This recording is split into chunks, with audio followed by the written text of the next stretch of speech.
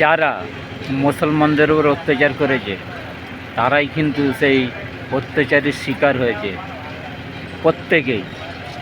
আজকে নেপালে নিরীহ মুসলমানদের উপরে যে জুলুম, অন্যায়, অত্যাচার, বাড়িঘরদের ভাঙচুর, মসজিদের আগুন জ্বালিয়ে মসজিদ ভাঙচুর এবং নারী নির্যাতন, ঘরবাড়ি পুড়িয়ে দেওয়া, তার দৃশ্যটা পুরো নেপালে দেখিয়ে দিয়েছে। কালকে দেখলাম যে বন্যার পানিতে বাড়ি ঘরদুয়ার পুরো একদম মিসমার করে দিচ্ছে। এটা আল্লাহর উপরওয়ালার ক্যারিশমা। ওইটারই বলছি ভাই, বেশি বাড় খুব খারাপ জিনিস। সমঝোতার মধ্যে থাকা উচিত, মানুষকে সম্মান দেওয়া উচিত। আজকে তুমি হিন্দুত্ববাদী বলে একটা ধর্মের প্রতি জ্বালা যন্ত্রণা দিয়ে পুরো ওপরওয়ালার মার আর দুনিয়ার বার। তাই ওপরওয়ালার মার হয়েছে আর দুনিয়ার বার হয়ে গেছে নেপাল। তাই বলছি ভাই, জীবনে বাঁচতে গেলে অনেক কিছু সমঝোতা হয়ে চলতে হয়, বুঝে সুঝে চলতে হয়।